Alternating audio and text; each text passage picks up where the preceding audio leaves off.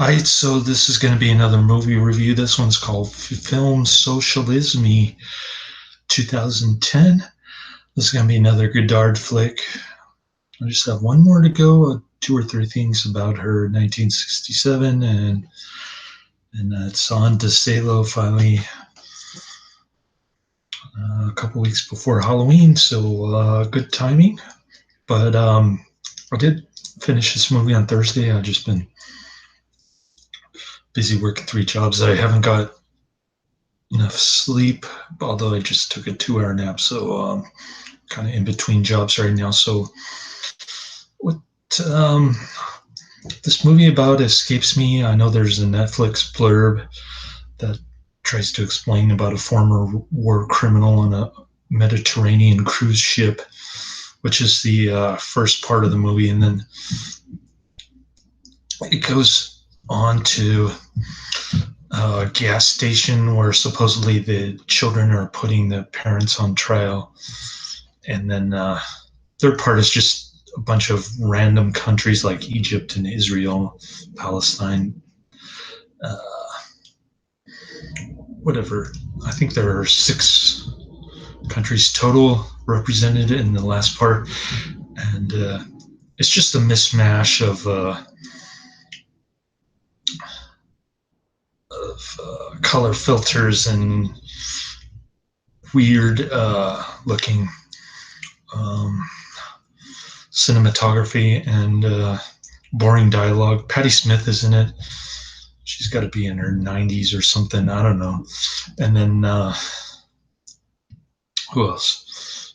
Well, maybe she's in her 60s, I guess. And then I totally missed her part of this. She does sing quite a bit in the Mediterranean ship cruise section of the movie.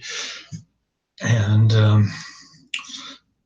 when you're listening to it, it sounds like the audio is transferring from left to right all the time, like you're listening to a Jimi Hendrix song with headphones, or there's something wrong with your headphones, but that's just the introduction of technical errors. I guess Godard's trying to show off his pseudo artistic prowess in that regard, or lack of, as it were.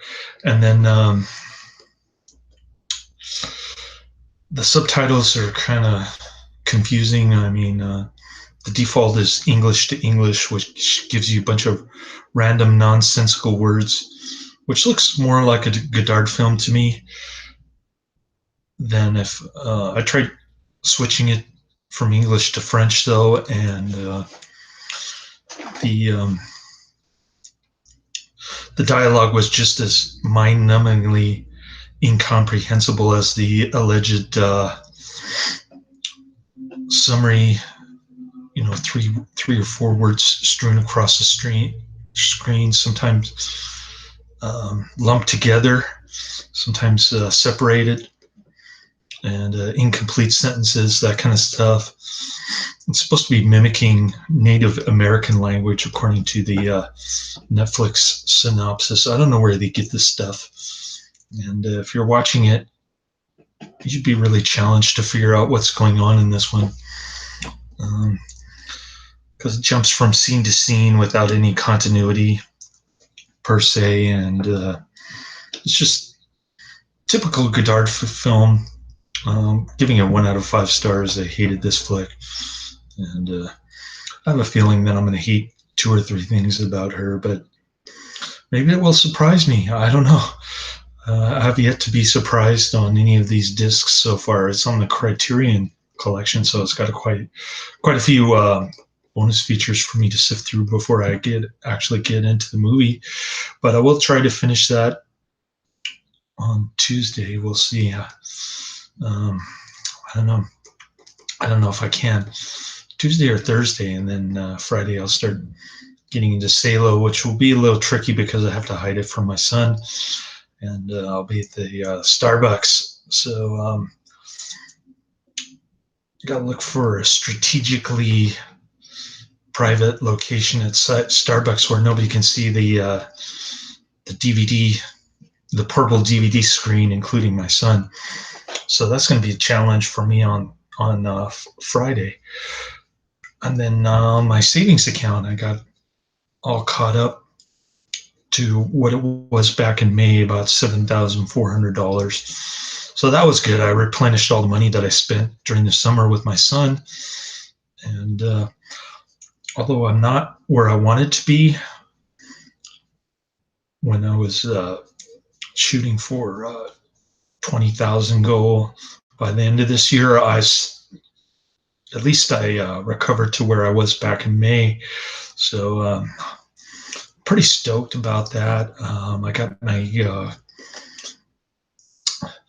my settlement conference and my trial date with my landlord set for the 22nd and the 25th, I believe, retrospectively. And then nothing on the dating front, just keep on adding people on Snapchat and asking them out for coffee, and they're like too busy doing videos on Snapchat, I guess, to actually go on a date. So that's been pretty useless. And there's a chubby Hispanic gal at my part-time job that I'm going to, the grocery delivery job. She was looking pretty good last night. She was smiling at me. That was nice. So maybe I'll bump into her again today. We'll see how that goes. She's huge. She must be like 300 pounds easily. And she's got huge shoulders, huge breasts, the whole shebang. Huge behind. And she's definitely a big package, so to speak. So we'll see if I can subtly ask her if she's doing anything tomorrow, and hopefully she's there tonight. I want to see her again. Just putting in the 80 to 90 hour schedule this week. So yeah, I'll probably have some more money that I can save. I'll actually hit a new record for this year on my money market savings account, which is a good thing. But later on this month, like towards the end, or even the following week, I might have to pay back rent during the settlement conference. We'll see how that goes. Although I'm not exactly holding my breath with this stubborn landlord. And I don't know. It's hard to reason with stubborn Chinese woman. I should know. I married one back in 2007. So